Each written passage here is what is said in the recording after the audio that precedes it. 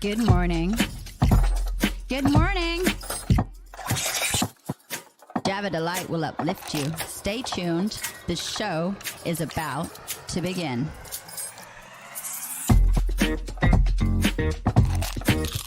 Grab your coffee. Stay tuned. This show is about to begin.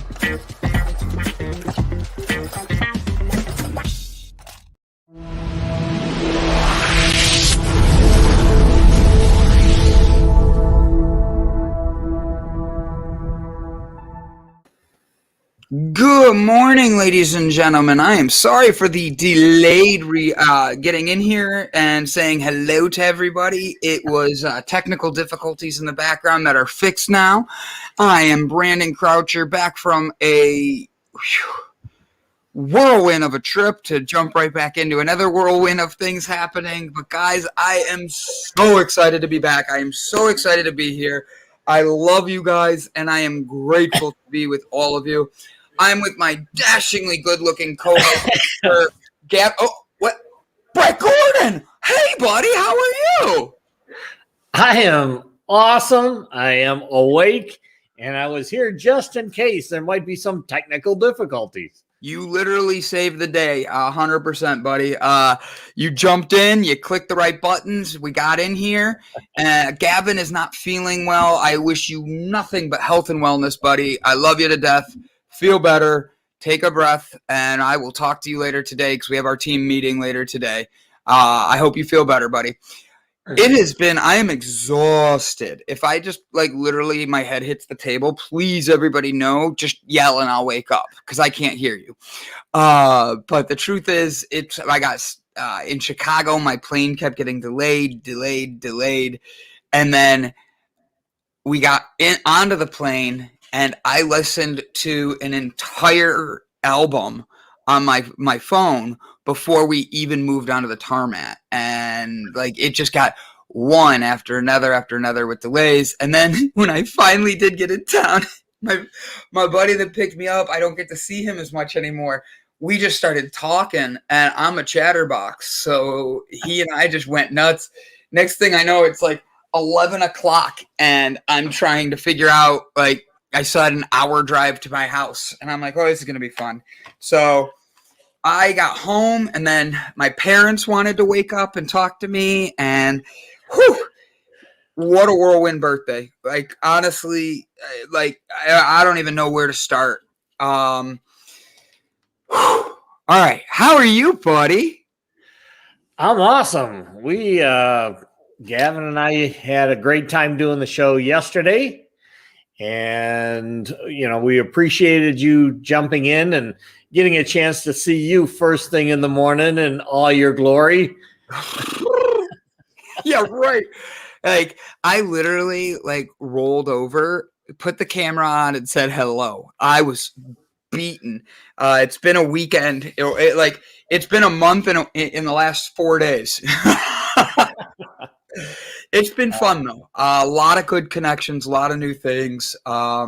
Travel has been a fun part of what we're doing, and I'm very grateful to be growing the way we are. We have new people watching. We have new followers. Yesterday alone, we got a big follower. One of the Andrea Day has started following the show. You know who that is? Nope.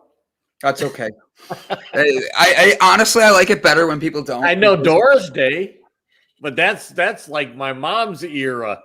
I was going to say, who's Doris Day? I don't even know. Oh, I know Doris Day. Never mind. Doris Day and Rock Hudson and all those kind of. Yep. I know who you're talking about now. Movies. So, ladies and gentlemen, it is good to see you. Starting the morning, let's see. I'll do my quick hellos. There's not as many as usual, but that's okay. Oh, there we go. Tokyo. So, Brian, Tracy, hello. Good morning. Oh my God, squirrel. Howdy. Sherry McQueen, it is wonderful to see you, you beautiful soul. At Tokyo Bento, it's good to see you, my friend. We are back. I'm working again. I'm back in Cleveland, hitting it hard. We're getting ready for the next round of things. Stuart Lone Wolf, I haven't seen you in a while either, buddy. I hope you're doing well. Miss you, my friend. Brian Tracy, it's there. There you are again. Yeah, it had a different picture this time, so I had to say hi again. Brett, what you guys wanted to ask about things like, I guess I could give you a couple scenarios. Coke, Usher, or I'm trying to think of another good one. Or dinner, my birthday dinner. What one do you want? Those will be the three that I'll start with positive stuff with. You get to pick. Right, let's go with your dinner. All right, so my dinner. After a week or a couple days of us running around and doing all these shows and all these companies that are small businesses to medium-sized businesses, connecting and making friends with one another, the head sponsor, Ion, which is a hand sanitizer that is individually sprayed. It's in my luggage, which is in the other room. You spray it and you can clean your hands and all that. They were the biggest sponsors. They wanted to take everybody out to dinner afterwards. Not everybody went. At dinner, I sat next to one of the top executives for Goodwill, just randomly. Oh no, buddy! This was like a destined dinner. We walked into this restaurant that has a 90-day wait list, and we cut the line. 2-star Michelin chef cut the line, go to a private room, and didn't order anything on the menu. And we had a 7-course meal. No joke. Then they kept bringing bottles of wine and opening them. They were opening these wines that I've never, they had a wine that was from World War II that didn't even have a label on it. It was a handwritten label. And it was just astonishing. It's been amazing to see the blessings that come. I got a personal cake made by a 2-star Michelin chef at a restaurant that does not serve dessert. And he came out and sang happy birthday. Absolutely one of my best birthdays ever. I truly am grateful for the people that I've made friends with, became acquaintances with, and going to be doing business with. It was one of these things where when the door opened, I literally was like, I'm here. And I let Brandon's personality shine. I stayed grounded the whole time. Today, I'm not grounded at all. I'm so tired. I came in and I'm like, I can't get in. I yelled at Brett already once today. I'm like, I can't work StreamYards. And he's like, that's why I'm here, buddy. And I'm like, okay, thank you. But it's been nothing but a lot of great. And the future is looking so bright right now. And that's not anything I'm saying in like a way that's like, oh, I'm going to be a celebrity or anything. 'Cause that's not at all on my timeline. It's not. My timeline is consisted of being able to create a program, be able to create shows, and be able to create products that literally are able to help people, because there's a fire inside every single one of us. And my saying all weekend was, we cannot change the world until we learn how to change ourselves. And they one after another, people were agreeing. So it's been a fun time. It's been interesting. A lot of unique ways. A lot of good things could be coming in the future, guys. Let me rephrase it. A lot of good things are coming very soon. So what did you get like in that whole time that you were in California? What you get, like 6 hours of sleep over 6 days? About maybe a little more, like 7, but like. Well, that was the reason I didn't want to talk about the Coke story. I wasn't sure if that was what I was going toward or not. I'm not talking the Coke story. I'm talking Coca-Cola. Well, when you're in California, the first thing that comes to mind is the other one. The other one just comes naturally. Like, no Coke for me. I have enough energy. People think I'm on Coke already. But no, I'm talking Coca-Cola. I met someone that is very, very, very high up at Coke. And when we started talking about what my ultimate goal is for this company, she was beyond impressed and asked for a meeting. So I have to fly to Dallas in a few weeks. And yeah, we went through some statistics. I pulled up some numbers in front of people that were like blowing their minds about hemp, just growing it, switching farming, and what we can do with it.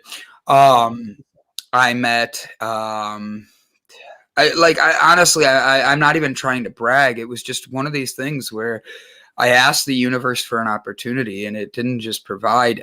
There's been 2 articles already written in LA Times, in E Entertainment News Network.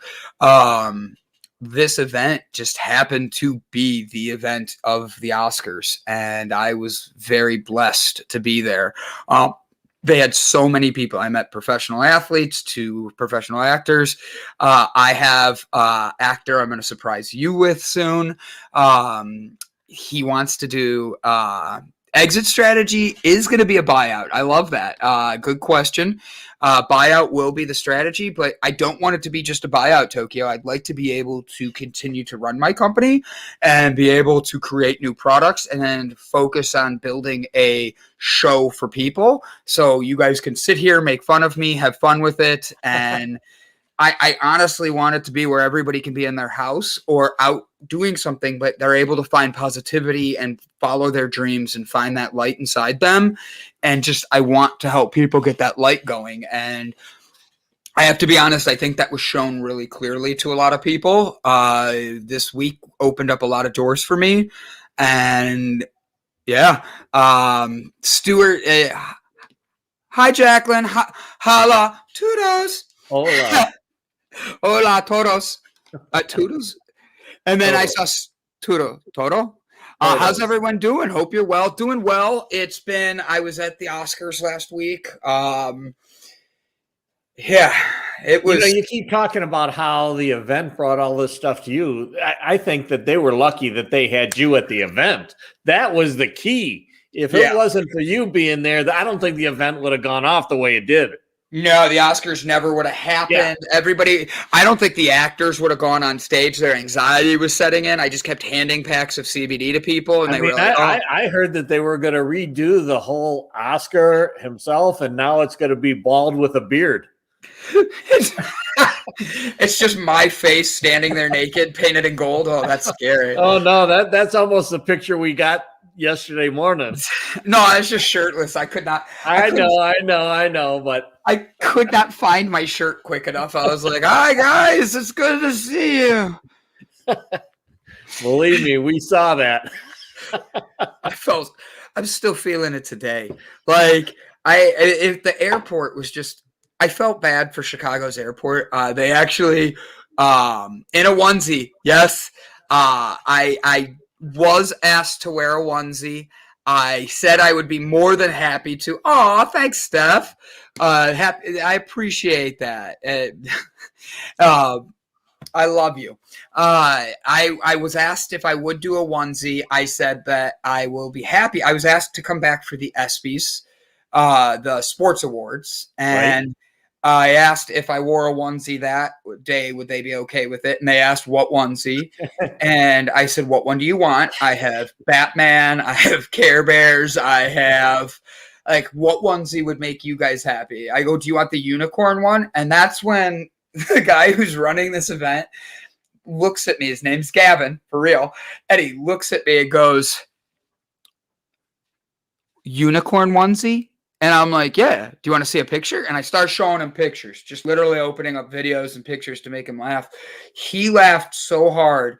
He goes, would you do one of your workout sessions in a onesie at the hotel? And I'm like, yeah, in a heartbeat. And he goes, all right, cool. I'm going to have you back out. So, yeah, we're going to be doing a lot of good things. I can't even tell you guys how many fun things we're going to be doing and how many good things.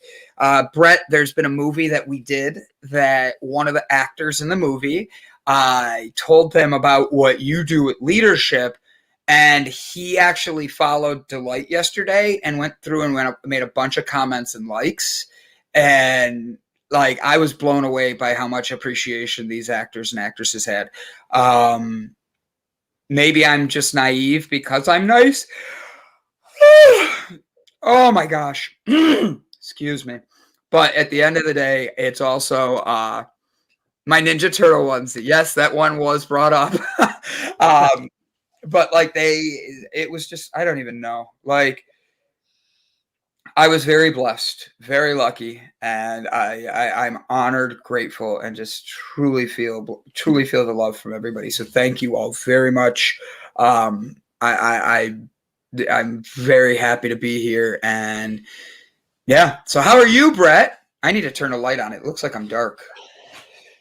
Well, after being out in California, what do you expect? You went from DLA to CLE. So there you go. Now you're looking Cali-like. So how'd you guys do? You and Gavin had a good show yesterday. I tried to watch it on the plane while I was locked down on there, but the internet wasn't, well, it kept skipping. It was like stopping. And then I thought it looked like a good show. How'd you guys do?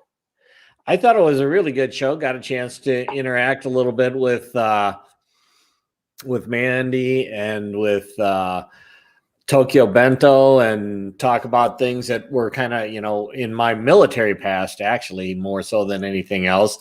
Aside from my military past, which was 20 years in total, I've got another 20 years of corporate America essentially experience as well. So didn't go into any of that. But, because I was in the reserves, I could kind of do both half and half. Otherwise, I would be like 70 years old instead of coming up on 60 years old. So, I was just thinking about you talking about your birthday and 38. And I was like, 38. You know what? That was year 2000 for me. I'm going to be nice and not say something. Like, I graduated high school not too long after that. I'll just say that. And that's not insulting you. It just made me realize I've been out of high school 20 years. This year, I'm out of high school 20 years. Where did it go? I worked so much, and now I feel like Yeah, I hear you.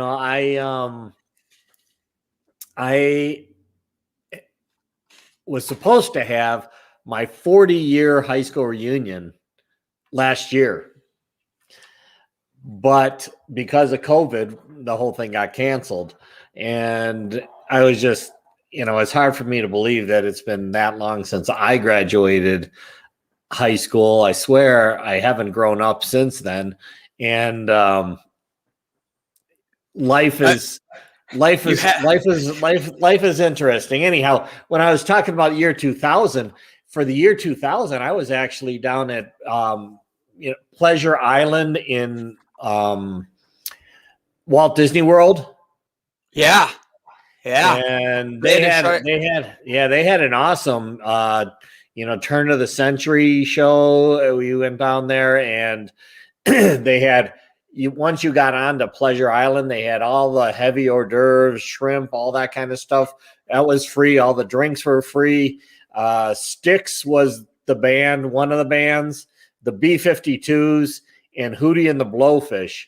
And each one of them did two separate shows, and it was freaking amazing. I got a chance to be like right up against the stage basically for Styx, which is one of my favorite bands from back in the day. So it was an awesome year 2000. Now my birthday from the year 2000, I can't remember, and I'm not sure if that's because it was good, bad, or just because I'm so old I can't remember.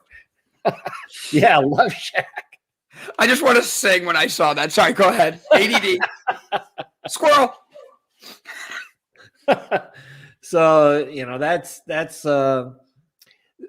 yesterday I thought was a great show. We had an opportunity to just kind of actually get to know one another, and the audience and everybody got a chance to know me a little bit more, and looking forward to getting a chance to know more of everybody who's watching the show.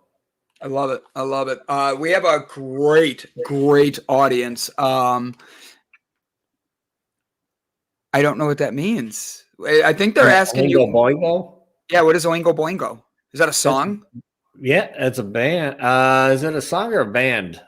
I'm not sure. All I know is I know the name Oingo Boingo. I think it's a band, isn't it? I'm not sure. All Pretty I know sure. is excuse me. They All I did know is Death. What the heck was that? Death the Cutie. No. They got a song that I remember for sure.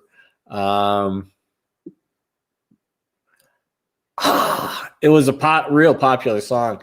Tokyo probably knows what it is. I can't remember what it is. Tokyo knows everything. I love him. Mandy Atterbury graduated in 93, Sherry McQueen 91, and they're trying to get Tokyo Bento to say when he graduated because he called us all, Dead Man's Party. That's the song. I love it. I love it. I love it. I love it. He jumps in. If you want to throw the year you graduated high school in the chat, throw it in there and let's see who actually has the oldest class in our fans. The winner of that wins a free box of Delight CBD. Graduated in 06. You're a baby. Oh my baby. God. 86. I did not see that coming. I did not see 86 coming. With Tokyo 86. Okay. 89. Wow, Bento. People are getting there. I love it. Even Mandy's like, there's no way. Brett, it's good to see you. I do hope you're doing well. I saw that you and I were deleted from something recently because I tried to send you something I saw this weekend. Hope you're doing well. Sending you good vibes and love and appreciation. 89 by Stephanie. Wait, Brett, yesterday was your birthday? Happy birthday. Mine was on Sunday. Happy birthday to Britt. She's a brat and we know it. Happy birthday, dear Brat. Happy birthday to you. Stuart Scott. I've had a charmed life. I love the next comment. 86. I love it. And then Stuart Scott, Tokyo Bento, I've had a charmed life. I love it. I love it. Don't sing. I'm being told not to sing. Fine. So what is all right? I'm surprised you didn't pick the Usher story. Did I tell you about Usher yet? No. So we will have Usher on the show in the next year. For real. His cousin and I had no idea they were related, but I feel the same way. I literally went to message you happy, like something for your birthday over the week when I was in California. And I couldn't find you anywhere. So I thought maybe we were like blocked from each other. And I just figured it was part of like recall. But refriend request me, find me, Facebook, Instagram. I want to wish you a happy birthday and give you love and appreciation. 33, that's my magic number. Mandy Atterbury's birthday's on Sunday. I love that. All right, I'm writing that down, Mandy. That means I will be able to know to do something for your birthday on Friday. Maybe you get to pick the onesie I wear for you. I'll wear one just for you. But so Usher's cousin is a photographer, and he's actually his personal photographer. Usher owns part of the Cleveland Cavaliers still, which is where I'm located. And I thought this guy was pulling my chain the whole time. And then he takes his mask off, and I go, you know who you look like? And he goes, if you say Usher, I'm going to hit you. And I'm like, I go, okay. I won't say Usher, but you look like you could be related to him. And he just started laughing and laughing. He goes, do you want to see something? And he pulls a picture up. He's literally Usher's photographer. Like, he travels with him. He goes to all these events. My mind was blown. We traded cell phone numbers. We laughed. We made plans to get drinks next time I'm in LA. He's supposed to come to Cleveland for the Rock and Roll Hall of Fame induction ceremonies and take pictures. And I asked if he wanted a place to stay, even though I met my parents. And he literally was 100% all about it. Like we've been texting, and he's called me twice already since I got home to make sure I got home and said, hey, I look forward to the future. So like, that is awesome. There's so many effing cool things happening. I'm beyond excited. I love people texting me in the middle of a show asking work questions. But I like all these comments coming in. I am exhausted, Brett.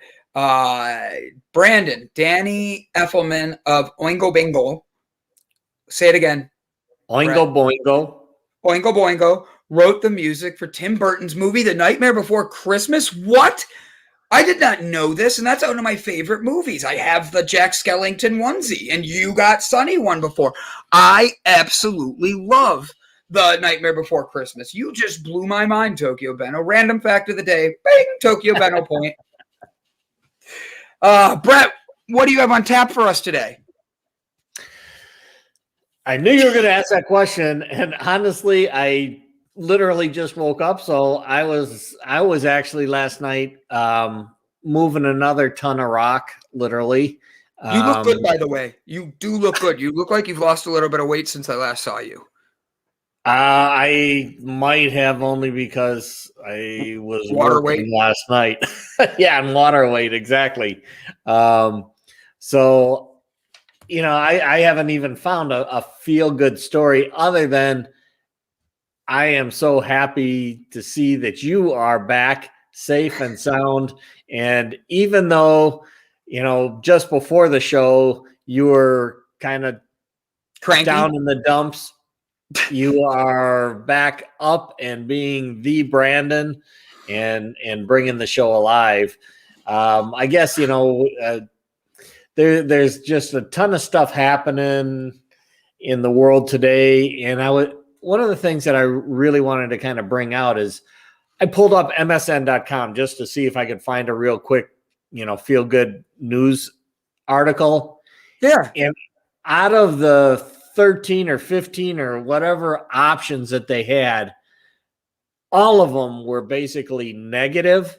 You know, they were talking about the blights of the world, the struggles, everything. And this is the kind of shit that we got to deal with on a daily basis, because that's what sells news, unfortunately. Like they say,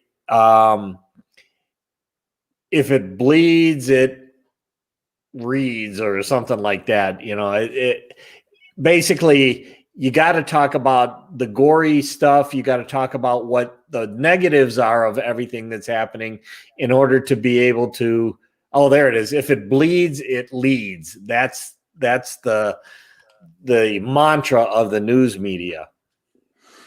If it bleeds, it leads. And that's the kind of crap that continues to inundate us, and why this show is so important, because it's a way to take a look. If you look at most of these articles and then you look at the opposite side of it, or the part that, you know, the pharmaceuticals don't want you to really talk about, or the government. Okay, so here I see something that says Adele attends 2021 Oscar after party, dances to Jennifer Lopez's I'm Real. Okay, so that's kind of a cool thing. You know, you get a chance to see something a little bit more upbeat, but otherwise we continue to get inundated by this crap, and we get inundated by the negative side of virtually every story. Again, you know, I was watching the news last night, and they were talking about how now all the younger children are getting COVID. They're saying here's all the, you know, the percentage of COVID that's coming now from kids. And I'm like, okay, so how many kids get a cold and a flu?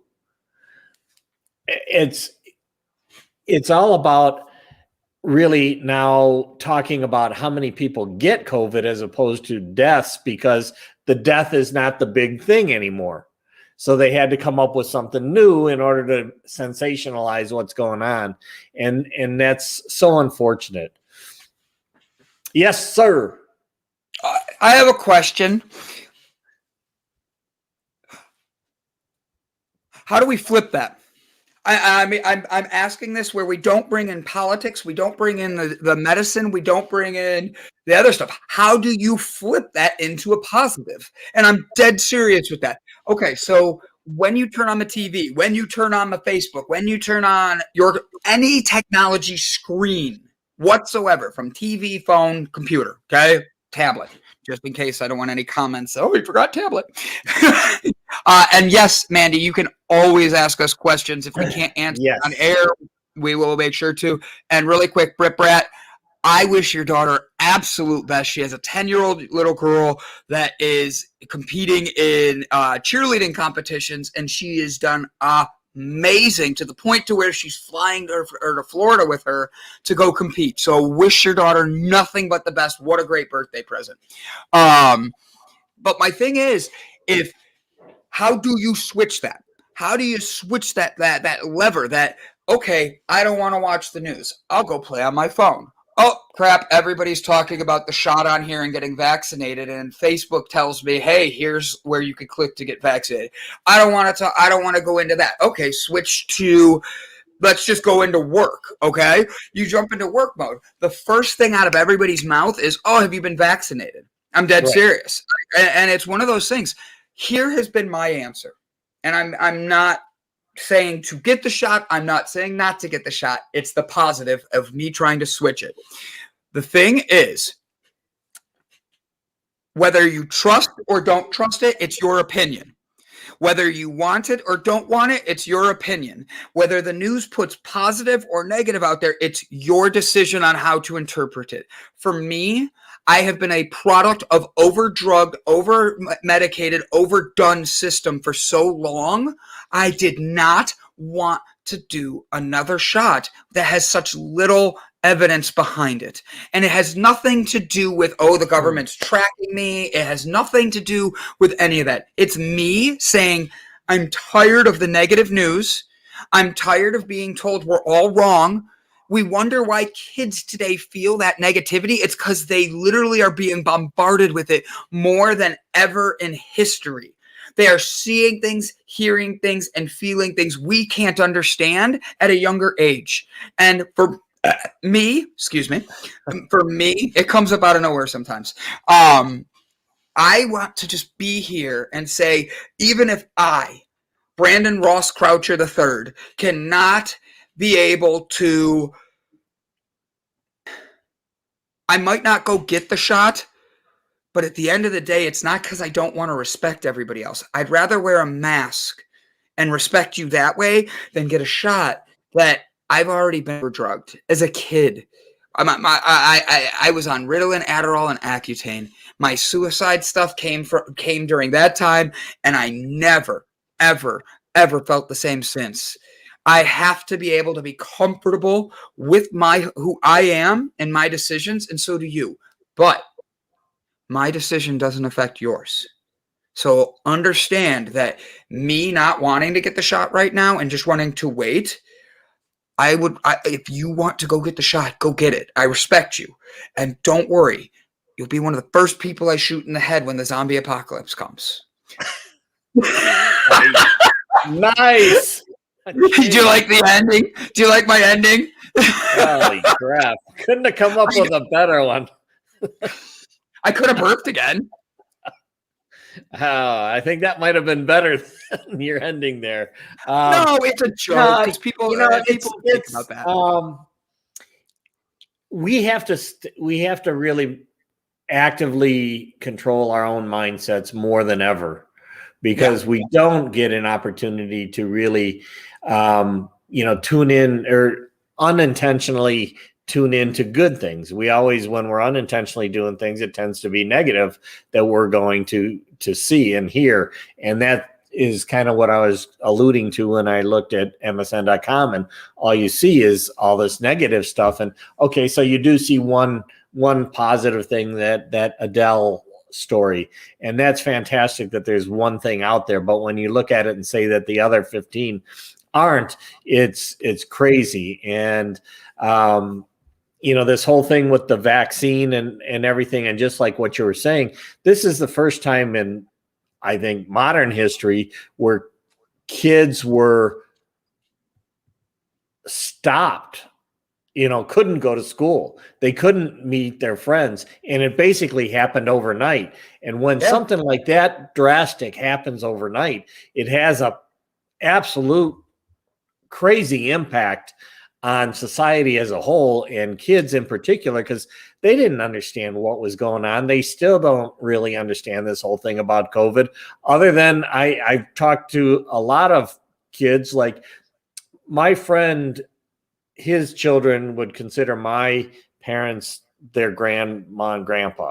And they used to say that all the time. And they haven't been able to go over to see my parents in almost a year and a half now. And, they're 11 years old and they're like, fuck COVID, because it's keeping them from being able to see grandma and grandpa. It's keeping them, it's just craziness. And my parents aren't all that.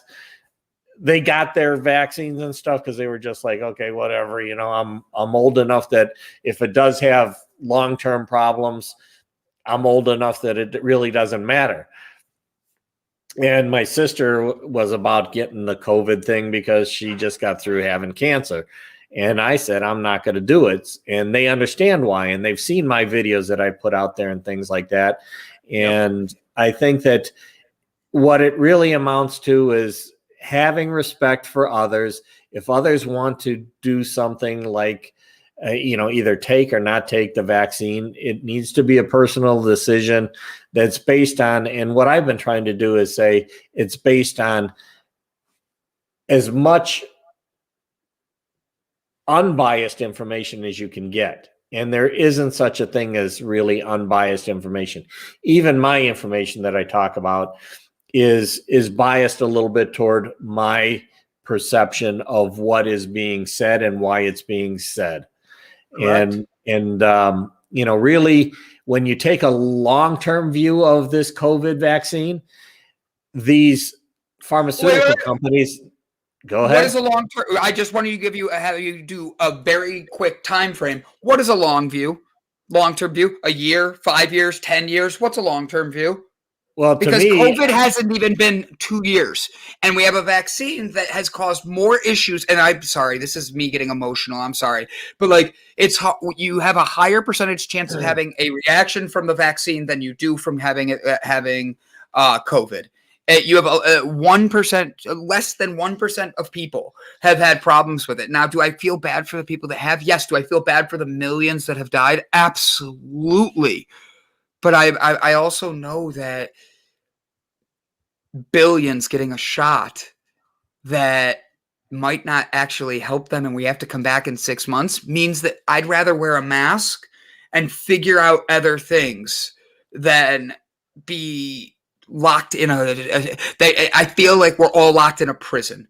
But I got to change the subject after that. You answer me on the long-term thing, and then I'm going to literally bring you something positive as a rebuttal. Okay, so long-term to me is, the effects that we're going to have 5 years, 10 years, 20 years down the road. We have no idea what any of that stuff is. And the reason that it normally takes at least 7 to 10 years to get a vaccine approved is because they have to show 7 to 10 years of history of what happened after they administered these different vaccines and medications and so forth down the line. And remember, even then, they're using a very small percentage of a population to do the test. Now, granted, are they statistically accurate? Yeah, but you also have to consider the mindset of the people that are involved in the testing, because mindset can overcome virtually anything that we're talking about. Do you want to die or not die from COVID? Well, if you think you're going to die, chances are when you get it, you're going to have a much rougher time than if you think that, hey, COVID is nothing but another form of the flu and my body is capable of taking care of it. And that's where the whole mindset comes in. And we just got blasted with over a year and a half of bullshit about how you're going to die from this thing. And guess what? People did. But why then? You're gonna make me go on a tangent. Tell your part. I gotta open a window. I'm warm. This thing about Mandy, I know you say 75% of the British population is now immune to it. If it's because of the vaccine, well, even if you had the COVID, you're not necessarily immune to it. Just like if you have the flu, you can get the flu again. If you have COVID, you could get COVID again. If you got the vaccine, you could get COVID. And actually what they're saying, and this is what the mainstream doesn't talk about, is that it doesn't prevent COVID. The vaccine does not prevent COVID. The vaccine hopefully reduces the symptoms of COVID, but that can mean that more people can be out there and they have no idea they have COVID, but passing it along to everybody that doesn't. They become a carrier that is less likely to know that they even have it. And then they talk about, there's no flu this year. Well, why is there no flu? Did COVID kill the flu? Bullshit. Actually, I think if you really look at it, a lot of those that had COVID had the flu. And guess what? Because it's coronavirus. There's 2 coronaviruses that actually are part of the flu. Correct. So there's just a bunch of horseshit, and the pharmaceuticals will be making over $100 billion a year for the remainder of time, probably, because they're going to constantly tell you got to get the vaccine, and guess what? You got to get a booster every 6 months or every year. Sounds like they're going to move toward every 6 months. Why? Because I can get a hell of a lot more profit if I can sell you the same thing twice in a year instead of once in a year. And let's be cautious not to think we're saying it's like conspiracy theory or anything like that, because I don't want people to think we're saying anything that isn't there. It's the numbers are there. The information's out there. They're telling us what they're looking at. And as a person who has felt, and I know I'm watching the comments, as a person who, there's one person in particular that's reading these that knows my medical background, and they know my past. I have been overdrugged. I have been over-medicated, and this just feels like another way of a quick cash grab. Whether it is that or not, I'm not going to say. But what I am going to say is we can only make the best of what we have. That's what we have to do. Yep. And we have to focus on our health, our mindset, and that's going to get us through this whole thing from now until eternity. Correct. Now, I do have to show you something positive. You ready? Yep. So during COVID, close this ad. During COVID, a family built a giant dinosaur from takeout containers during the hotel quarantine, naming it Bagosaurus. Absolutely adorable. Look at the little girl. She's riding it. That's how much takeout they had. A new species of dinosaur has recently been discovered in hotel rooms in Perth, Australia. While the origins of most recognizable dino specimens date back to the Mesozoic era, the Bagosaurus is an entirely new product of parental integrity in the age of COVID. Carly Catalino knew that moving from British Columbia to Australia with her partner Sam and their 3-year-old daughter Florence during the pandemic would mean undergoing a mandatory 14-day hotel room quarantine. Facing 2 weeks in the tight quarters with an active toddler was a situation that deemed creative thinking. So Carly and Sam came up with a strategy to keep their precious little offspring engaged, working with takeout bags, containers, some disposable cutlery, and ignoring boredom and a few other miscellaneous items. The family began construction of its very own DIY dinosaur. Should those in the scientific community wish to take note, the Bagosaurus stands 1.5 meters, 5 feet tall, adores little girls who dress in matching paper bag scaled outfits, and is a herbivore. Or would it be? Or would be? It would be if it actually ate the homegrown sprouts. Florence offers her paper mache pet as on a regular basis. See her feeding her pet. This is absolutely adorable. We've been growing wheatgrass, Carly explained in an interview to CBS Radio. She's been waiting to feed the dinosaur wheatgrass as we eat most of it ourselves. In addition to its other compatible qualities, the Bagosaurus has some big claws. Its carbon footprint is eco-friendly. Rather than having the fossils remain consigned to a museum or trash bin, When the family departs the hotel, they plan on recycling the entire beast, keeping only the head as a souvenir of the prehistoric adventure. Look at how big that is. Did you see having that head mounted on your wall like they do with like animals that they kill? Instead, you're going to have this dinosaur head, and you didn't have to kill a thing. Well, you killed a lot of trees. Let's put it that way. Right. Well, I don't know. They said they were trying to use compostable stuff. Check this out. Watch them build this really quick. It's only a 50-second video, but all of these are bags and old takeout containers in their hotel room. They were stuck for 2 weeks. This was what the family did to keep their daughter going. She's 3 years old. Absolutely adorable. That's amazing. For real, it's 100%.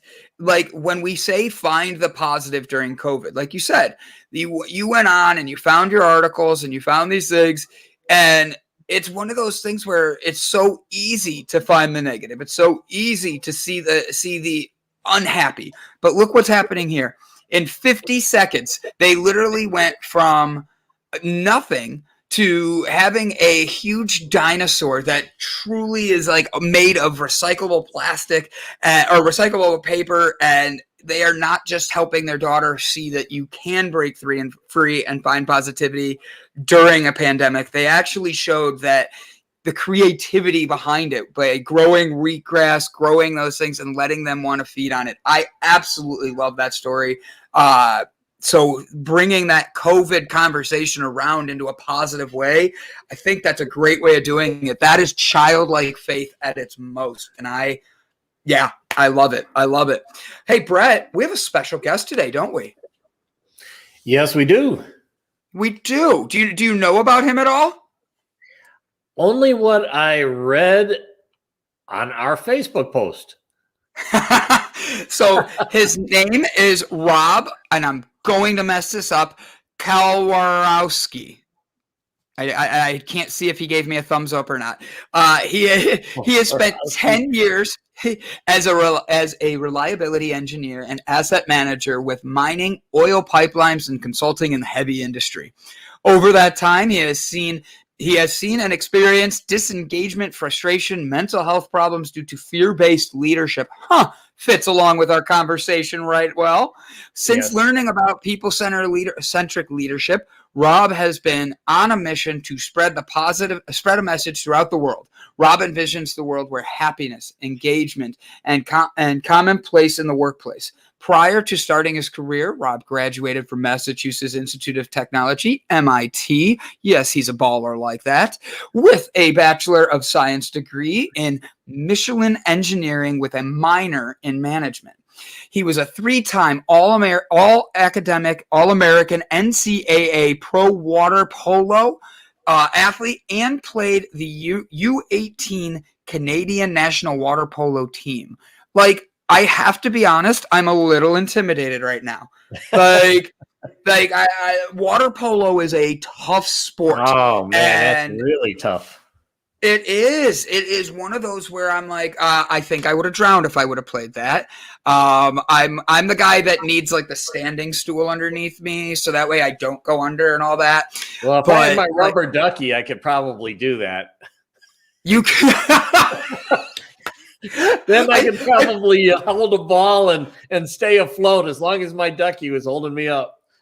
Oh my gosh, yes. But I am really excited to bring Rob on. He is our guest today. Ladies and gentlemen, please do us a favor in welcoming Rob. I'm not going to mess up his name again. Rob K.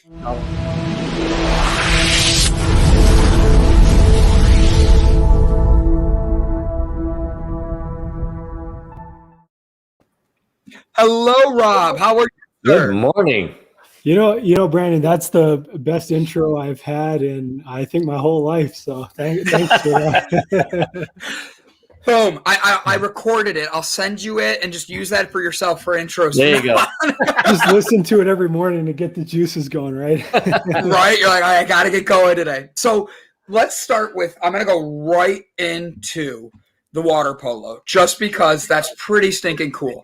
Like, have you always played water polo in high school and all that? Like, how did you? Oh, we have an echo. It shouldn't be me. I'm wearing headphones.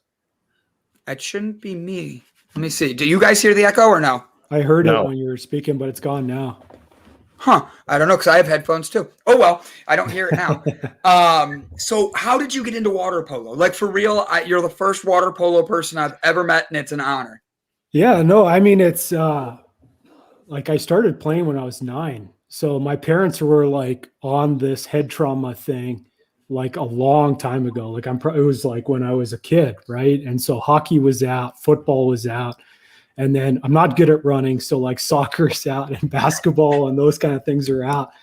And then actually it's funny, like there was just like a tryout at the local pool. It was like a free thing. You could go in the summer and I went and it was like, bang, this is it for me. And so, yeah, it was really cool. Wow. So you're not a runner, but water polo, you're like treading water the whole time. The pool's usually what, like 10 feet deep? Yeah, you can't. Well, if you're playing officially, you can't touch the bottom. So I think the standard is 2 meters, but it's usually deeper than that. Really? So, like, if you're not a good runner, what made you think swimming, where all of a sudden you need to catch your breath, you just go under? You know, like that's gonna not help. How your parents thought that was safer than like track or anything? Well, I don't know. I guess so, but I mean, it's funny, right? Like I think so. I think it's really just about how hard you work. Like I think it's a small enough sport where if you just put in enough work, you can do really well for yourself. And I kind of take that into life too, but that's another story entirely. Take us there. This is your show now. I'm just introducing you. That's I sit back now.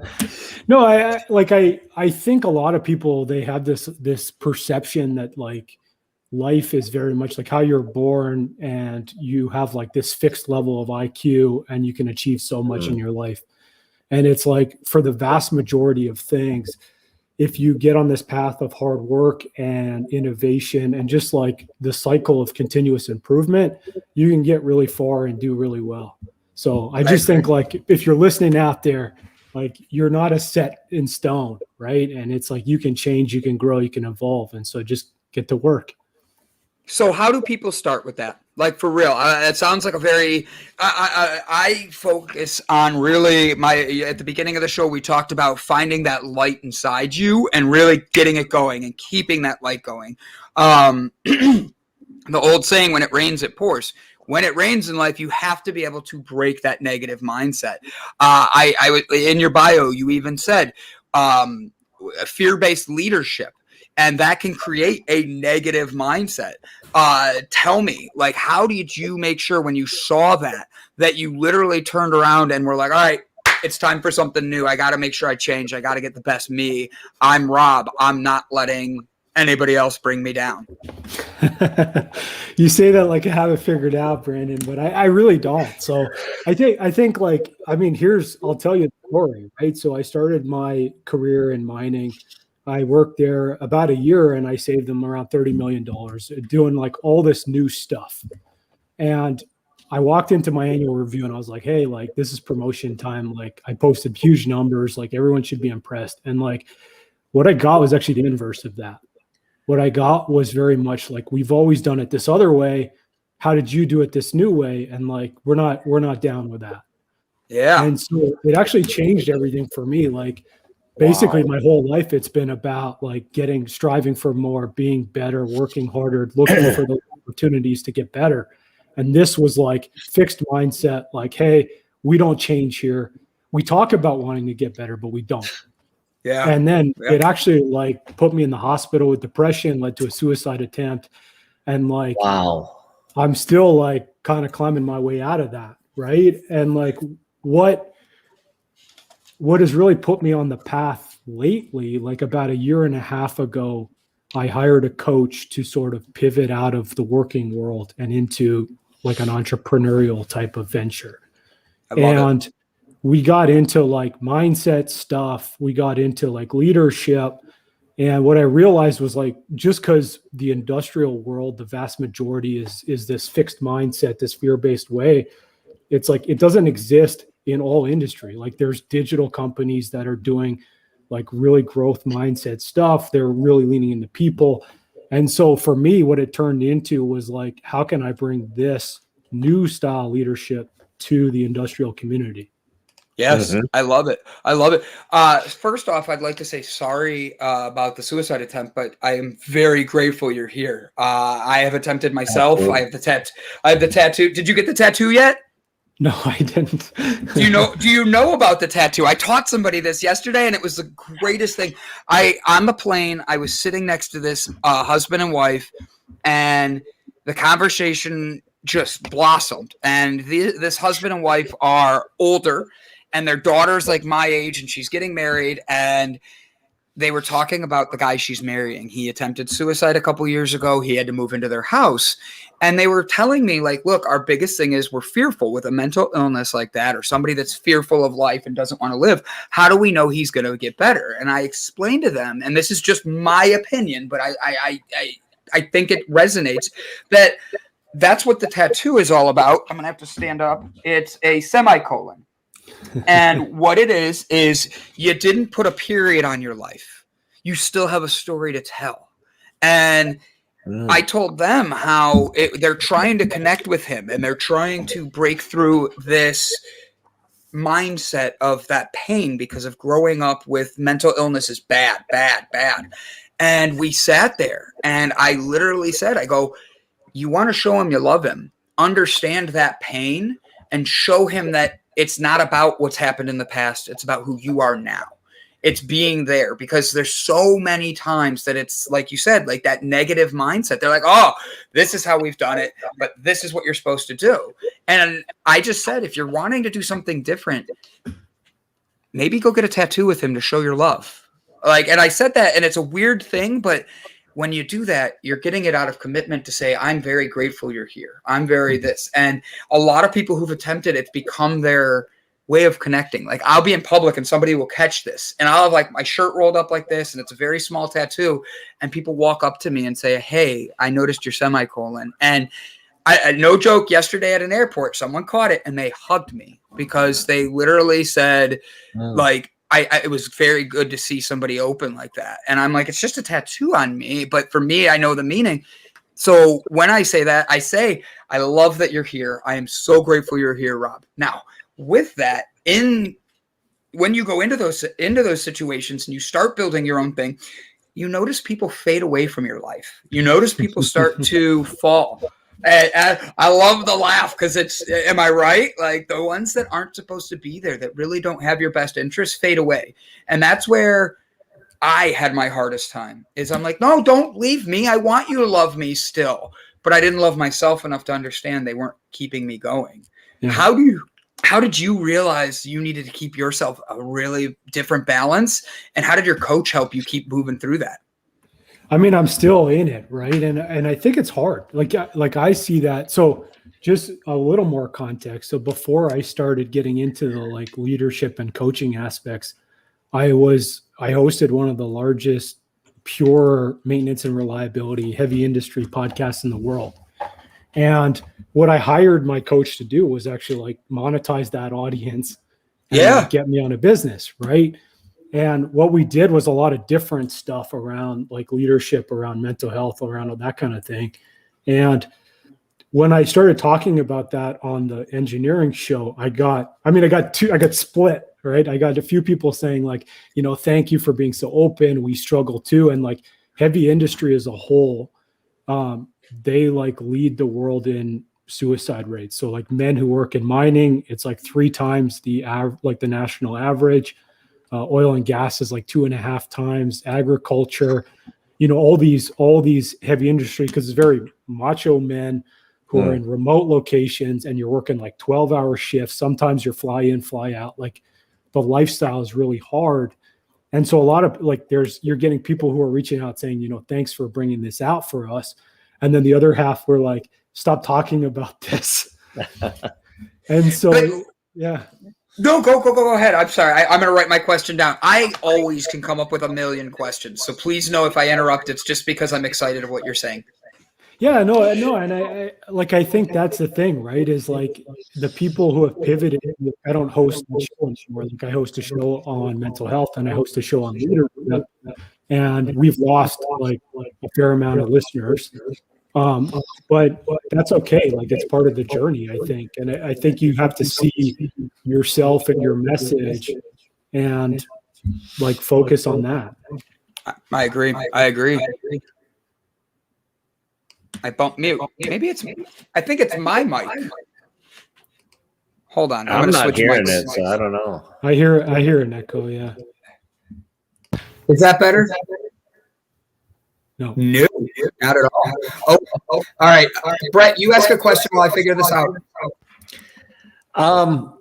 Well, interestingly enough, I think that, Brandon had mentioned, mental illness. And I think that one of the key things that we need to really refocus on is that it's a mental difference, not necessarily an illness. When you talk about it being an illness, then it becomes very negative. If it's a difference, it can be very positive. And this is something that I try to, work with people in terms of transformational vocabulary.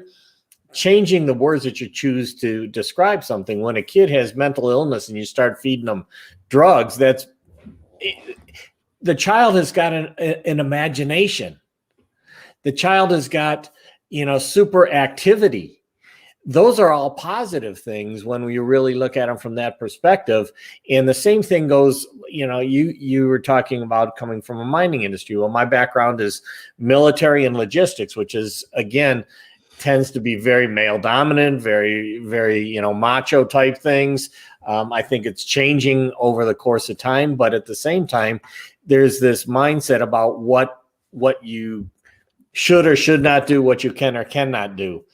And change oftentimes is intimidating to those big guys, those macho guys. And as a result, rather than looking at change as an opportunity, they look at it as a threat.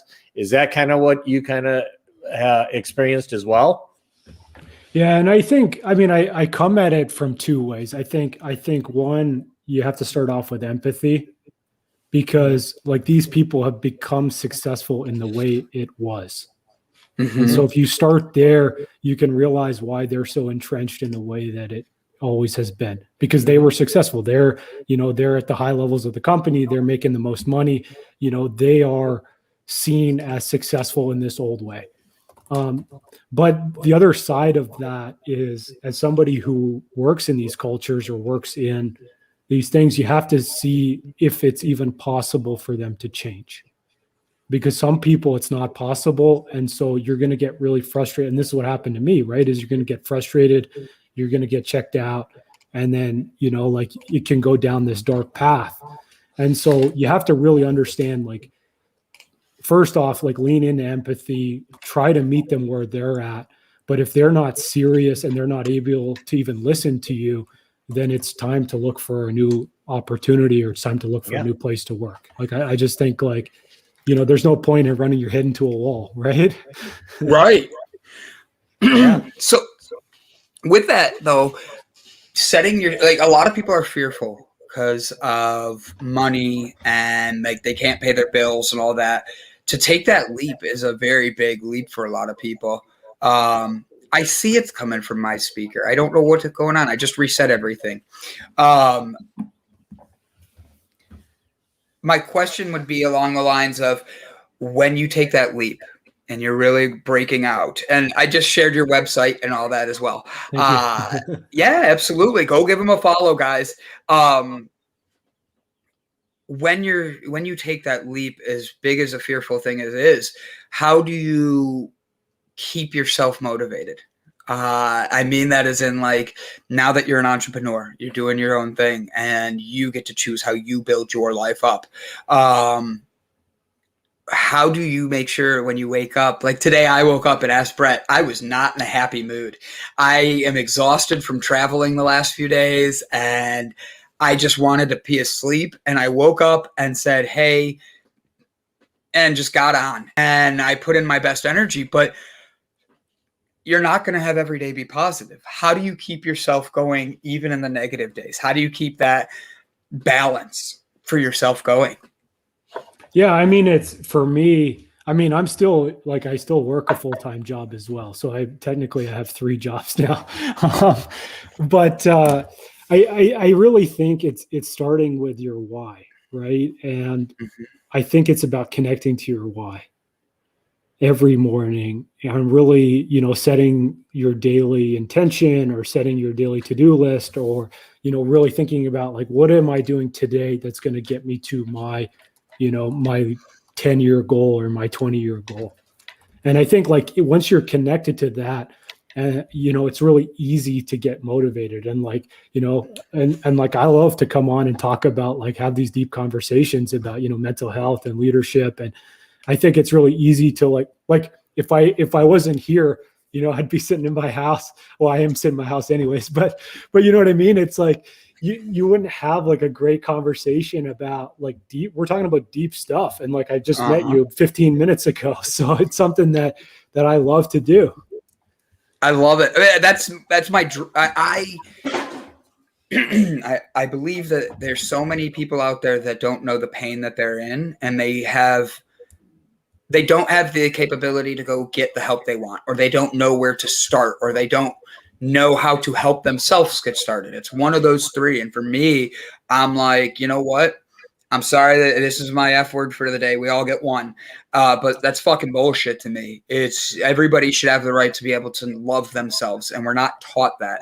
I was talking to my mom, and her and I were talking about how she had to have her stomach stapled because she was becoming so overweight. And now she's seeing years later the results of what's been coming of that, and how her and I were talking about how you could go get your stomach stapled. You could go get liposuction. You could go get all these other things. It is, Brett. I saw it. You hit mute and it went away. Hit mute. Watch this and it's gone. See? Sorry. But my thing is, I was talking to her and I'm like, Mom, I love you. But like, she's sneaking chocolates again. And it's just like somebody who's trying not to have a negative mindset. They sneak to go grab their own insecure little things that they don't even realize they're bringing back into their life. And that's a hard thing. And our stories connect us all, don't they? Yes, they do. Thank you, Steph. I was telling my mom, I go, coming from the church, I think that the biggest thing we need to understand is that I would like to see my mom start taking care of herself mentally first. It's like a car wash. You have to start at the top and work your way down. You could have your stomach stapled. You could get breast implants. You could do anything you want to make yourself feel better. I mean, the doctors did not like me in LA because I kept asking about penis enlargements. It just didn't go well. I see you there, Brett. I'm trying to line you up for a laugh. But that's all outside stuff. If you can't start here, your diet, your exercise, it's all going to be meant for nothing. And I want to see your best you come out. So I say, fuck that other shit. Start with yourself, start here and start there. For me, I have to wake up and meditate. How do you start your day, Rob? And I'll mute myself, Brett, so you can have the next question. No, I think, I mean, you're right. It's like, I think I'm reading a book now called Radical Acceptance, and it talks a lot about this. It's very like she's a psychologist, but also she practices like Buddhist meditations. And it's really interesting about basically the same thing. It's starting to see yourself and just accept who you are and what you are, and accept the feelings that you're having.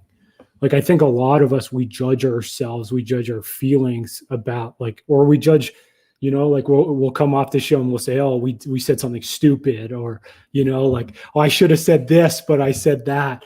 Or you'll have an argument with your partner and it's like, you're judging yourself for feeling a certain way. I think it's very much like, if we can just accept ourselves, then it allows us to make decisions about like to better ourselves. And like, I think like for me, I struggle with this because it's like, you almost see acceptance as giving up. You see it. I see it almost as resignation. Like, if I accept now that I am not where I want to be, then I won't push myself to grow. I won't push myself to be better. But it's not that. It's more about just being in the moment and sort of stepping back from those feelings of inadequacy, and then kind of charting more of it's almost like getting beyond the emotion and just seeing the world in this better way, and then picking your direction in a like, I want to say agnostic way, but it's like stepped back from emotion. I gave Brett a chance. He took too long. Go ahead. No, I agree with what you're saying, and it's interesting. I kind of wanted to actually go back to the beginning, because you had mentioned, how you proved yourself by saving all this money for the company, and yet during the annual review or whatever, they came back and really were like, we don't see the value in this change or whatever. And is that the first? How many years had you been in the industry at that time? And is that kind of like your first experience to that kind of corporate leadership and that attitude of corporate leadership? Yeah, it was. I had been basically in the industry 1 year. Before that, I worked I was doing consulting work, and it was a little bit different. But yeah, I had been in mining for 1 year.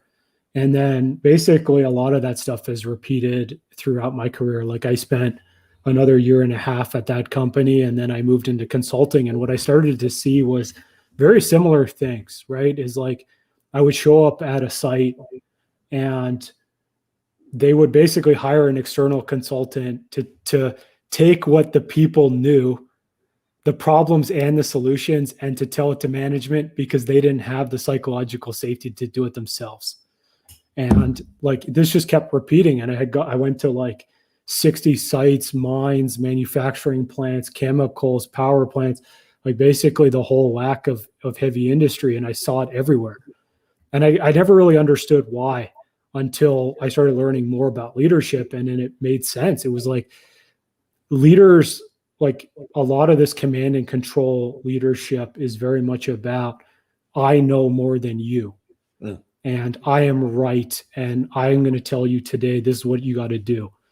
And it like creates this disengagement. It creates a lot of the things where people are lying to their superiors because they're afraid to tell the truth. So it's like, I am doing everything great, or everything's running perfectly. And I always liken it to like, basically the manager is driving the car, but they have a blindfold on. And then the passenger is telling them, yeah, the road is straight and smooth and flat, but because they can't tell them that there's turns or bumps or anything. And so, you know how that goes. Yeah, it's interesting because, when I started in my career, I was actually a second lieutenant in the Air Force, and I had some great commanders at that time. They were like, you're responsible for this operation. Don't come to me with a problem.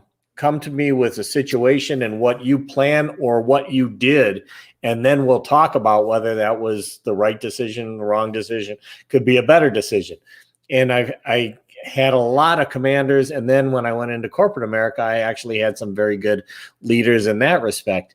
But there were also many times in my career in both the military and civilian where basically I had a leash put around my neck, because I would try to talk about things that were different, or talk about, like the generals that wanted their car. And I said, that's not what the rules are right now. The policy is, so they just went to their buddy who was a 4-star general somewhere else and got that overridden. And I was like, and then I was told that I can't go talk to the general by myself anymore because I said things that were not in line with what the general was thinking. I was like, I don't give a shit. I'm trying to do what is right or what is legal. In fact, that was what the situation was. So I think that, having that first experience being negative tends to really bring in a mindset that, if I do something well, or I do speak differently than the leader and they shut me down, then you end up with those situations where you have leaders with blinders on because their people are afraid to tell them the truth. And consultants, I was a consultant. I was with PricewaterhouseCoopers and doing consulting, and I was an internal consultant for businesses. And that concept that you talked about of bringing in a consultant to basically tell you what your people already know, but because you're a consultant, it appears that it's coming from a smarter position or something like that, or at least it's one that is not as counter to what the corporate world is, because you're coming from outside and we just paid you $100,000 to be able to do that. I wish it was 100,000. No, it's yeah, I mean, I agree. And I think for me, like, it comes down to the fundamental assumption that you have about people. And there's basically two assumptions that you can make. One is people are good, and the other is people are bad. And everything stems from that. Like, if you believe as a leader that people are not doing their best, that's when you're going to come at this command and control. You're going to use metrics to drive, to measure everything, and to try to basically keep them working. Right. And it's like, and everything you're going to do stem from that. So metrics, then you're going to bonus people, you're going to fire people off those metrics. And then it's just going to create this cycle. Like, they're going to lie to you because they're afraid to tell you the truth. And then it's going to start all over. Right. But if you assume that people are good, then you're going to lean into them. And you're going to, instead of saying like, well, Rob is a bad guy, he's not doing his job, you're going to ask the question, why was Rob not able to do his job in the best way today? And that changes the question. And I think once you change the question, you're going to start looking at business processes. What's the culture like? Why was he why was he pushed or incentivized or, like, driven to make this decision on this day? And I think, like, if you look at Deepwater Horizon, it's not like the people showed up at work and said, hey, we want to blow up the oil rig today. Like, we want to kill a bunch of people. Right. It's like they were trying to do the best job they could, but they were under so much pressure to get production going. They were under so much pressure for all these other things that they made bad decisions. Now, was it their fault? No, they were trying to do what they were, but the business processes and like all this other stuff that was happening was what basically forced them into a bad outcome. Exactly. You get what you measure, right? And who sets what you measure, and how are those really evaluated, or what data was used, and what this is something we talked about yesterday, and it has to do with what algorithms were used to come up with the information you got from the data. And oftentimes you have no idea what that algorithm was. You have no idea really what data that was used, and you don't talk about how that particular data interacts with data from, say, another department or another. And that was something I always talked about in logistics especially, but in manufacturing, the same thing. Everything touches everything else. So when you tweak something here, it's going to require an adjustment here because you're modifying things. And that same thing goes on in your mind. When you start changing a mindset in one place, it's going to affect another place or another belief system that you may have. And then that means you need to reevaluate that belief system and determine if it's still serving you today because you changed this belief system based on some event or activity or information that you got. And that's kind of how I relate the business world to your life, to your mental state, to your mindset, is really about how one thing affects another, and you have to continue to evaluate those things and determine whether or not they are still serving you properly today. I mean, it's absolutely right. And it's like the vast majority of your beliefs were created between you were born and like 7 or 8 years old. And so like these are running the show. And a lot of those things it's not even necessarily your like the actual event that happened. Usually it's a child's perception of the event that happened.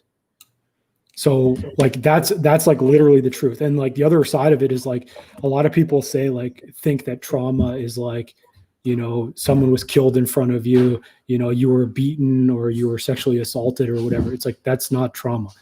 Trauma can be something like, you know, your parents basically not even neglected in a way, but you felt like you weren't getting all the love that you needed. Or, you know, like maybe a car, like I had this example the other day, is like a car jumped up onto the curb next to you and like you were 5 years old and like you could perceive that as a traumatic event. Like trauma is not necessarily just these huge events that we see in the movies or like, and also the other side of it is like PTSD is not just for, you know, first responders in the military, right? It's like everyone can have PTSD. It can actually even be something that you have like basically as a child because of like repeated events that you perceive. And so just to be aware of that stuff. And really, to me, I think basically everybody needs to go to therapy.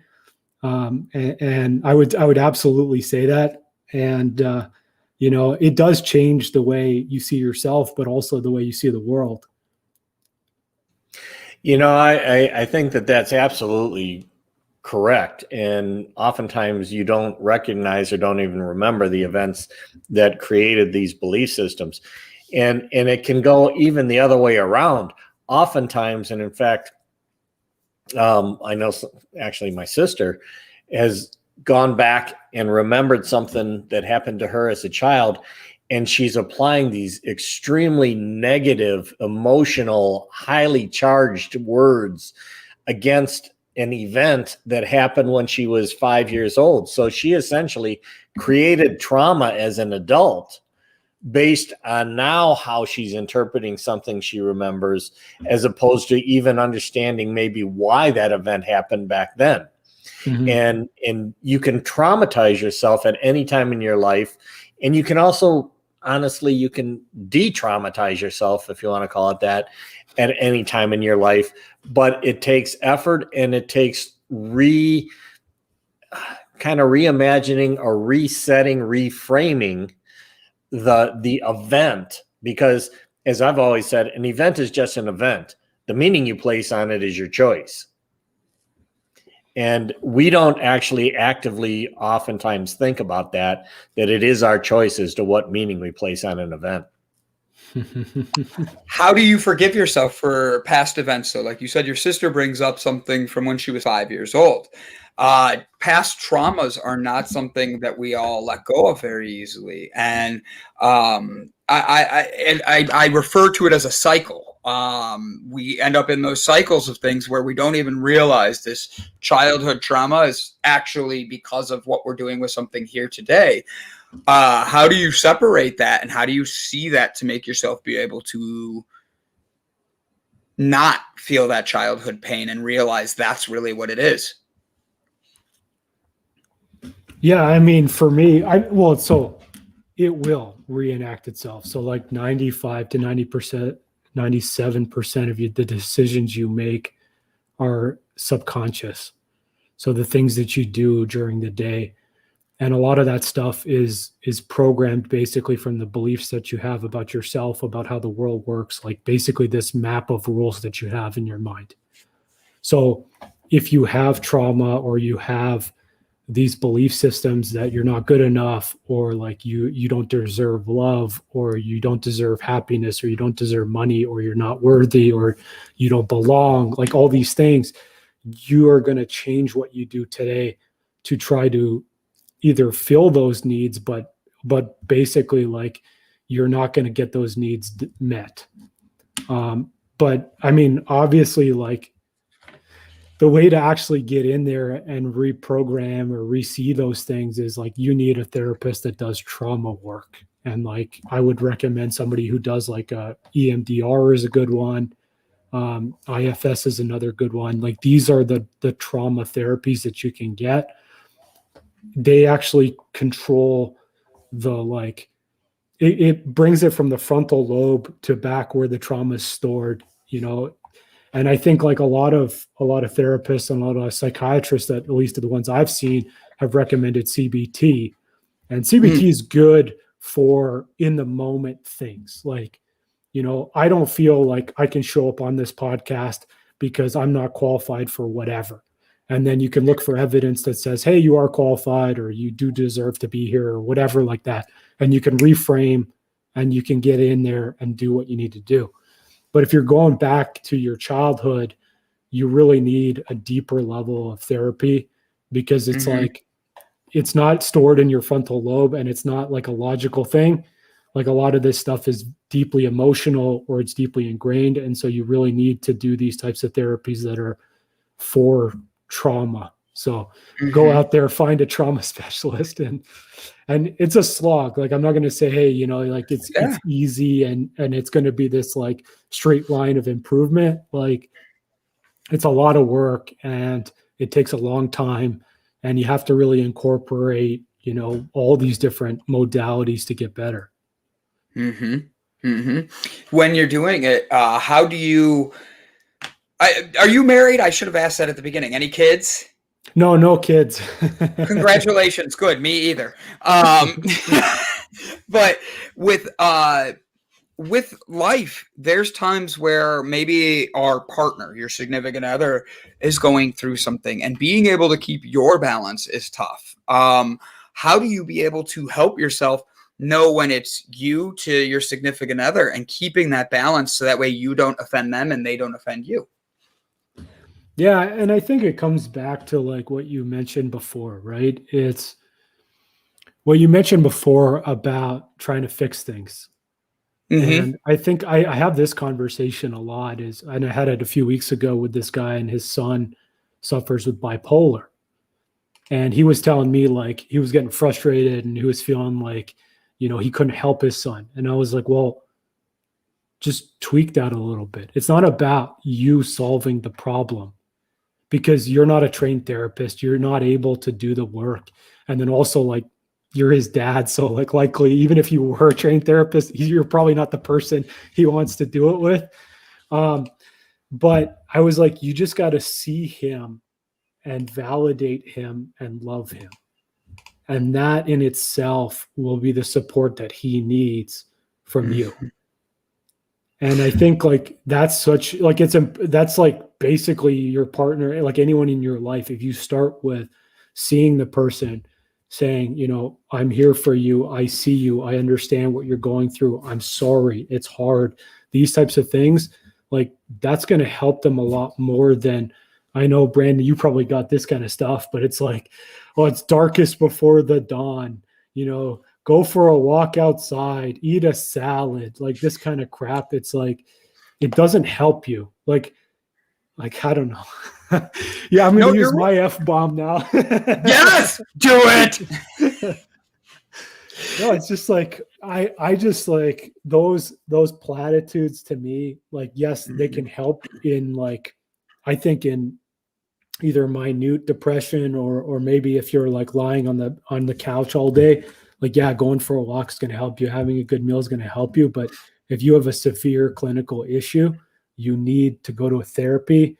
You need to go to a doctor. Like, you need to explore things that are actually like designed to cure the root cause, which the root cause is not what you do today. The root cause is like stuff that you've dealt with before. Correct. Brett, if you have something, you're going to have to jump in, because I'm just going to keep going. No, I agree. I think that, some of the things that are challenging though with some therapies, like traditional talk therapies, is to talk about what happened. And one of my past girlfriends, she tried to commit suicide, and I got her to finally go to therapy with me. And what this therapist did is continue to go into her past, to talk about it.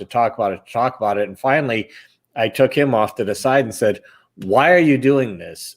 Now, I come from a different philosophy, more along the lines of what Tony Robbins does. But I was like, why are you just continuing to allow her to talk about her story, which ingrains that story deeper and deeper into her mentality? And it's like time to break that pattern and get out of that talking about and re-experiencing those trauma type things. Yes, you have to recognize it, and then you have to figure out how to change that. But if you just allow through talk therapy, that can go on for months and months and years, and all you've really done is allowed somebody to take that deeper and deeper into their soul. And yeah, and that's common, right? Is like, that's what CBT is it's basically reframing. And so like if you're doing EMDR therapy, you're not even really talking much. It's more like what you feel in your body, and you visualize like a past event, and then you do some eye movement or some bilateral stimulation, and it basically allows you to process through those feelings. So then on the other side of that processing, like you've cleared the trauma from your body. And so I don't exactly know how it works, but I mean, it's designed, it is the leading therapy for trauma right now. So definitely, if you have these kind of things in your life, like go out and find someone who does that. What is CBT therapy? I'm sorry. Like all I thought of was Caucasian broadcasting television. So I know that's not right. Yeah, it's cognitive behavioral therapy. Perfect. So it's basically about like, so the way it goes is it's basically around, you try to get to the belief system. So what is how you feeling make you believe about yourself, and then you reframe that belief about yourself to feel some different way. And it does work in I think things that are not trauma informed. But if it's trauma informed, yeah. That's a good thing. Trauma informed. Can you elaborate on what that means? Because I think a lot of people might be dealing with trauma in their life that they're not informed that that's what they're dealing with. They just think it's everyday life. Yeah. So I think, I mean, the first thing I'd recommend people, if you're getting in this path, it's like learn about what trauma truly is and find a therapist who is truly trauma informed. So I'll give you this example. So I did a podcast a few weeks ago with a woman, and she suffers from an eating disorder. And she was telling me about her experience when she went to the hospital and they tested her blood levels. Her blood levels were normal, and then they sent her home. And basically, this is a lack of understanding about trauma.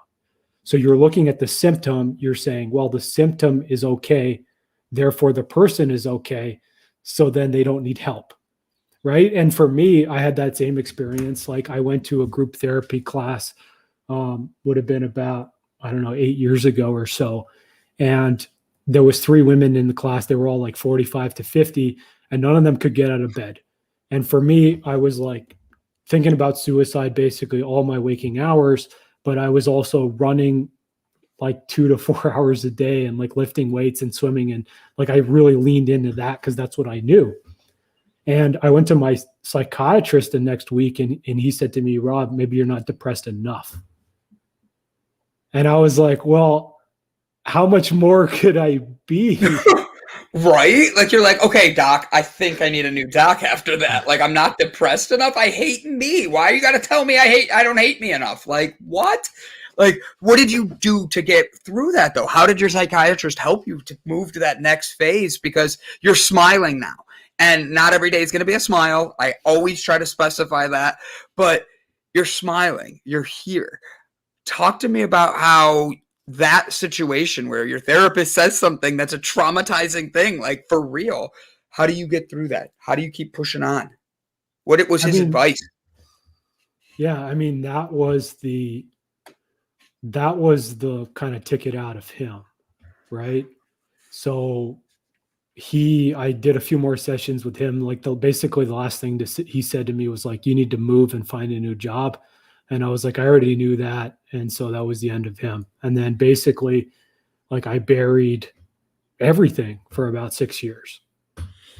And yeah, I just kind of disconnected from everything, turned off the feelings, and was like, well, this is life. Like life is going to be. feel nothing and just like bang it out. Right. Yeah. Yeah. I think that Stephanie makes a great comment here. Not drinking Coca-Cola, blah, blah, blah. The person who graduates last from medical school is called a doctor still. People put more time into shopping for a television than they do for a therapist. And I think that's really true. My joke on the show, and it is all a joke, is people spend more time on their phone taking a poop than they do mentally taking care of themselves. And it sounds funny, but think about how many times you get to the bathroom and you're just like, and you're doing it. And then you lose track of time and you didn't take any time to take care of yourself. If you took that time when you go to the bathroom to meditate, or just completely close your eyes and let everything go, literally, you will be able to you'll see differences in your life and you'll break through barriers you didn't know, did you kick your doctor in the balls? I'm doubting you did that. But I like the question. But with all of that, Rob, you do a lot with your own building of yourself. That's why you have a mental health podcast. Can you give us the name? Good morning, Suze. What's the name of your podcast so I could share it with everybody? Yeah, so I have two. So the first one, the mental health one, is called Dismantling the High Performance Narrative. You can find it anywhere that podcasts exist. The other one about leadership and about this new style of leadership is called the Leadership Launchpad Project. So that one, again, you can find it anywhere as well. But yeah, it's like definitely a passion project because, Stephanie's right? It's like the first therapist that you have may not connect with you. And, you really have to find the right one. And for me, I think you really also need to just, do some exploration. Like, what type of therapy are you looking for? What is your actual, like, you may need, it's not going to be, you may need to dig yourself, but you also may need to get a therapist just to like dig into like what you want to do and like what the actual core traumas or core beliefs are that you need to work on. And like, none of this stuff is like 5 days or, 5 sessions and you're done. Like, this is basically a lifetime of work that you're going to need to do. I know I wrote that wrong. It's dismantling and then I tried to write the leadership one, and now it looks like dismantling leadership. Yeah. So dismantling the high performance narrative. Hi. And then the Leadership Launchpad Project's the other one. The way I was trying to hit the space and I accidentally hit enter, and it was like, that looks really bad. Like the high performance narrative. So basically, like what we talk a lot about on the show. And so I'll tell you a little bit about the story about how the show got started. Was I was in a group and I told the story about my suicide attempt to the group. And Lauren, who's my co-host, she shared her story after mine. And basically her story was like, she was trying out for Team Canada and women's hockey, and yet she was crying in her closet with depression at night. And I was like, I understand that. That is the depression that I have. Like, I work 3 jobs now. And like yesterday, I spent the whole day thinking about killing myself. Like, this is what I deal with on a daily basis. And like, I understand her. And so that's why we started the show, was like, we found that there's not a space for people who are still striving, people who are still doing cool things and new things and like really pushing the limits, but they're still struggling. It's because we all put this fucking face on. There it is. There's the F-bomb. We always put this face on and say like, hey, we're all perfect. We're entrepreneurs. We host these podcasts. We're doing great, private jets, like vacations, like all this crap. And it's like, the truth is a lot of us, we do that from a space of uncertainty and like inadequacy. Mm-hmm. And so it's like, we need a space where we can show up. And even though we're doing this great stuff, we can be real with people. I agree. I agree. I love what you're saying. I love what you're about. I'm actually trying to find it in the background while typing it and everything here. I'm laughing because of how like I'm trying to do 3 things at once to find it while sharing it so people could go. When you started doing your mental health podcast, and this is me coming from someone who does one on Mondays as well. You get the backlash from people that say things like, oh, like, you shouldn't be doing that. Oh, you're using it as a crutch. Oh, things like that. When you're responding to these people and you're actually turning around, thank you so much, Rob. You are a good human being right here. I'm copying his links and posting them for everybody. He like put them in the private chat for me because I'm like diving all around here. But when you're doing that and people are putting those negative connotations on you, for me, it's taken me a long while to separate that and understand that there's sometimes going to be people that are just there to hate. They're just there to spread negativity. And when they do that, they look for you to fail.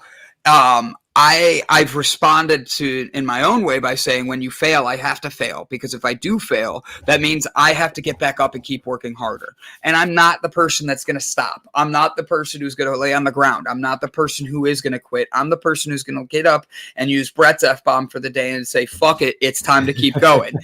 So for me, it's how, when I get my body going and I get myself going, the exercise can really get you moving in a positive direction. The proper eating can get you going in a positive direction. And the high performance narrative can get you going in a positive direction. That's why we're going to share it right here as well. Oh, nope, wrong one. You're getting a podcast again. But being able to truly help people and know that the words you're choosing to choose in front of people and stand out with that leadership stuff, it really does mean that when the haters come out, you have to have a confidence in yourself, and not a cockiness, a confidence in yourself. How do you help keep your confidence strong, especially when people, I beat myself up enough. How do you keep yourself going strong when other people are coming at you with the negativities? I mean, the first thing I'll say is just like, it's empathy. Right. And it's like, these people, when they come at you with negativity, it's not you, it's them. Correct.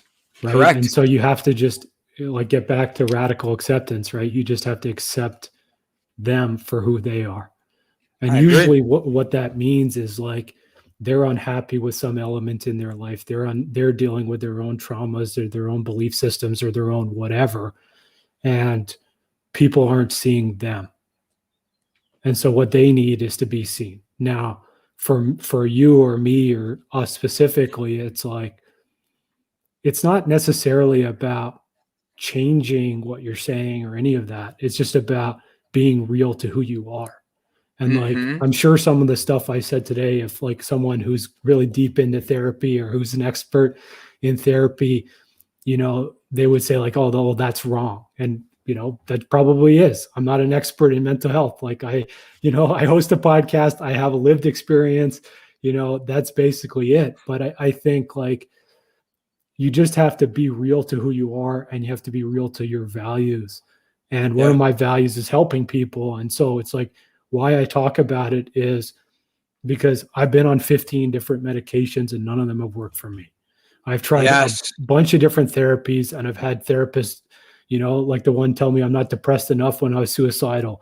I had one diagnose me with OCD when I don't have OCD, right? I've tried all these different modalities, and like, I think it's back to like what Stephanie said, right? It's like, I wanted to share these experiences because I felt like, for me, I expected when I walked into the doctor and they gave me, an SSRI, I expected it to actually work. But it made me worse. Right. And I think like, this is something that people don't realize is like, brain chemistry is another thing that like, they have no clue about. And I had this conversation with my medical doctor in September. Was like, I walked in, she had put me on another SSRI. It didn't work. And I walked into her office and I was like, hey, like, I need something else. Like, I'm really struggling here. And she like picked up one that like some like whoever pushes the pills gave her a free sample of. And she's like, well, how about this one? This is a new one. And I said to her, I was like, how can you guarantee me that this one's going to work differently than the other 14 or 15 that I've tried? And she said to me, she's like, Rob, I'd have a Nobel Prize if I could answer that question for you. And I'm like, this is the world we're in. It's 2021. Nobody has a clue. And it's like, this is why I hate that answer. I hate that answer that she gave you 100%, because what you're telling me is just keep taking. I'm using tomorrow's F-bomb, taking your fucking pills just so that way you could get better. But the thing is, why, like we said earlier, if you start at the top and work your way down, why are we not starting with kids doing that? If we start with a kid learning how to take care of themselves, but the problem is there's too many adults that already aren't doing that. There's too many adults that don't know what they're doing to love themselves, and they're taking that energy and putting it on their kids. Now, I say that as someone who has no kids, but at the end of the day, you need to be able to separate that. If you're going to be the example to your kid, I told my sister this yesterday, if you're going to literally, and I love you, Veronica, but my niece needs to hear this, you cannot tell her to go fix herself, to go, oh, don't call yourself these names. Oh, don't say that, blah, blah, blah. You have to start by example. That means sitting in a room, take one room, remove all electronics, and start with that room being the room that you make for just decompressing. But then how do you educate them? You bring people who don't, because people don't want to hear this shit. People don't want to hear positivity. People like fade away from positivity. Do you know why? Because it's easier to get negative. You want to change the world? Start with changing your heart and know that you're going to give your best effort. Your actions will speak so much louder than your words, people. Your love that you have for yourself will shine. And I get these messages all the time. Oh, Brandon, it's nice to see you coming into your own and seeing you develop you. Here's the truth, guys. I'm not me without me taking time for me. I come on here to give that positivity. I yell before I get on here because I'm tired. I'm hungry. I'm all the things all of us are. But I come on here and I say, I'd rather give you 100% positivity and show you love towards working towards a better me. So you help me keep me accountable and I help keep you accountable. And the only way we do that is by lighting that fire in each other and keep moving forwards. And Rob, I'm sorry I stole your spotlight here for a minute, but like for me, this is a very sensitive subject. And for someone to say, oh, that we'd have the Nobel Peace Prize, kiss my fucking ass. Literally kiss my ass. Start with the fact that you need to be able to love the people. And if you can't start with loving yourself, my niece is 9 and I'm so angry, and I mean the word angry, at the fact that she thinks that when she's acting up in school, she's in trouble. Bullshit. Get out of that mindset. She should be able to take that, come home, reset herself, run around, get a little bit that outside, that diet, all of that's essential. But if this is not right, all the rest of it's just flushing out of her, just like everything else. It's taking that time to really love your fucking self. And that's where it all starts. Sorry. No, I mean, what you all said there, Brandon, is you have to be a leader. And I get this question a lot, is like, I'm putting on a leadership program that's coming out. And like, I've had a lot of people say to me like, Rob, I don't supervise anybody at work. So how can I be a leader? And I really sit with this Simon Sinek quote where he says, leadership's not a rank, it's a choice. And exactly what you said there, right? You can choose to be a leader for your kids. You can choose to be a leader for your wife or your husband or your partner. You can choose to be a leader in your community. You can choose to be a leader at work, whether you're the janitor or you're the CEO, it doesn't matter. And it's just about setting the example, leading by example, and like showing up for yourself and showing up for others. And that's really what it is, right? It's not about this command and control type of thing. It's not about, like, I love this one. It's like, oh, we put the values of the company on the wall. Well, good for you. Now, are they in your heart? You, like, good Lord. You also throw shit against the wall and see what sticks. Right? It's like, good for you. Like, is it making it down to the ground floor?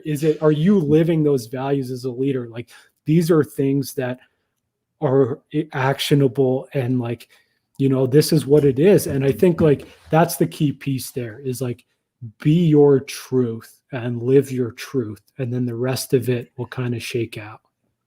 Yes. And it goes along with, a lot of people don't see themselves as leaders.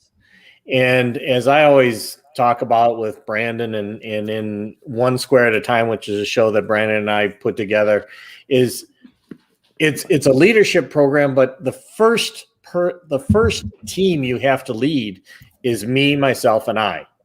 So everybody is a leader because that's one team you can't get away from. They follow you everywhere you go. So correct. Now it's your choice to lead that team. And once you can lead that team, then you can lead others. And oftentimes in life, as you pointed out, and it happens, is that we lead multiple lives, and we also have multiple personalities, and everybody should be happy about that. We really do have multiple personalities because we have multiple situations in life that we have to deal with, and each personality kind of ties to certain situations.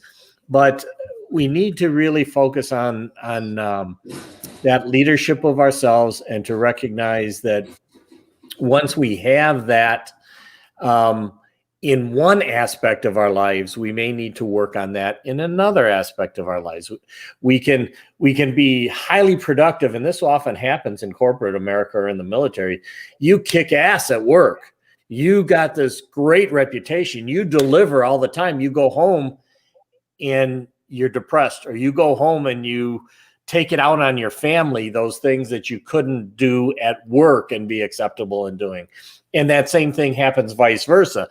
Things can happen in your family and you take it to work, and it's like, fuck you guys, you don't know what you're talking about. This is the way we're going to do it, because you don't feel that same level of control sometimes at home, or that same level of acceptance at home.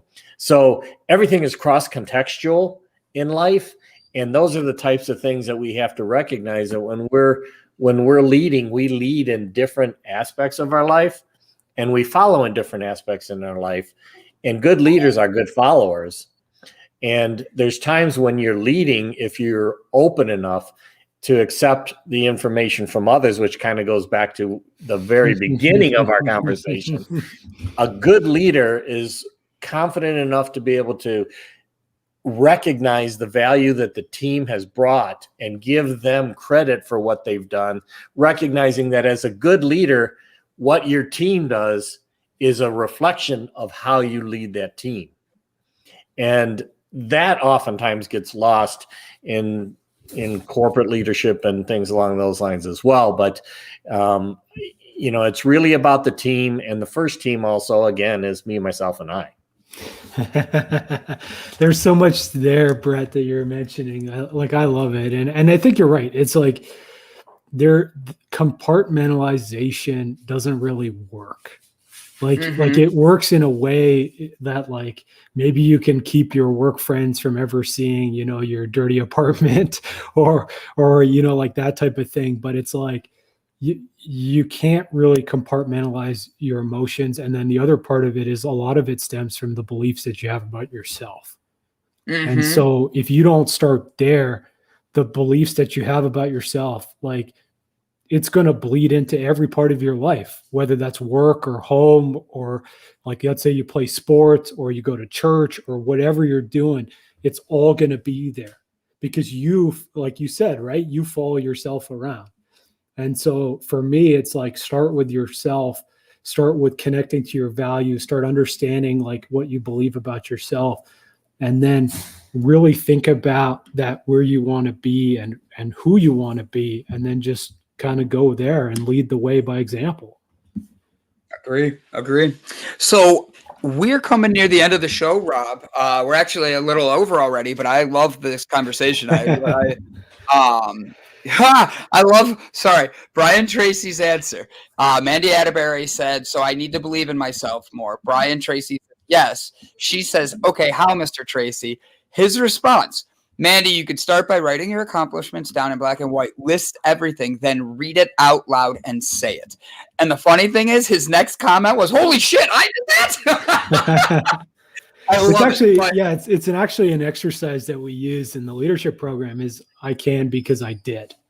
And so yes, if you stop, if you don't believe that you can do something new, you don't believe that you belong, you know, you're an imposter, whatever these things are, is really like start thinking about a time that you did something similar or something hard, something that, and really reflect back and then look at, you know, I can do this new thing because I did all these other things. So it's a great right. exercise to bang in there. Right? I love it. So at the end of every episode, we actually do a little thing where we give motivational, like a quick motivational, like hit of what we're looking at and what we're doing. So I'll go first, then Brett will go, and then Rob will go. And the reason we do it like that is so you can go last, Rob, and see how it's done. Brett, do you have something? I see you leaning into the mic there. No. I was just trying to prepare myself for what we're going to say. Got it. It was the look. All right. So I am going to jump on here and go first. Guys, I want to thank you 100% for listening today, for joining in, for liking, loving, commenting, sharing. There's a lot of people out there that are hurt, that are pain, and we don't see it because it's in our own head. It's in their head, and we don't know it. Take today that Mandy has said it great. How do I start that? Do I need to believe in myself more? Here's the truth, guys.